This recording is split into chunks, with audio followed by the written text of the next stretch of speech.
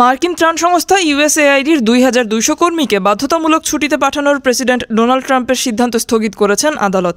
এক প্রতিবেদনে রয়টার্স জানিয়েছে ৭ ফেব্রুয়ারি হাজারো কর্মীকে ছুটিতে পাঠানোর এই পরিকল্পনা আদালতে চ্যালেঞ্জ করেছিল union American Foreign Service Association ও American Federation of Government Employees, এই দুই ইউনিয়ন।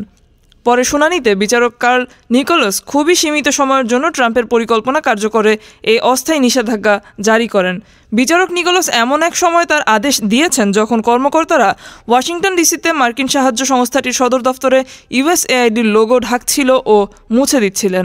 যুক্তরাষ্ট্রের ফেডারেল সরকারের ব্যয় কমানোর লক্ষ্যে তার প্রশাসন যেসব সংস্থাকে টার্গেট করেছে, ইউএসএআইডি তার অন্যতম। এই ব্যয় কমানোর জন্য যারা কাজ করছে সেই ডিপার্টমেন্ট অফ গভর্নমেন্ট এফিসিয়েন্সির নেতৃত্ব দিচ্ছেন ধনকুবের ইলন মাস্ক। ট্রাম্পের প্রথম মেয়াদে নিয়োগ পাওয়া বিচারক নিকোলাস রিপাবলিকান প্রশাসনের পরিকল্পনায় সাময়িক স্থগিতাদেশ দিয়ে বলেন, আদেশের লিখিত রূপ পরে মিলবে, সেখানে বিস্তারিত থাকবে। ডেস্ক রিপোর্ট, আজ বার্তা, ঢাকা।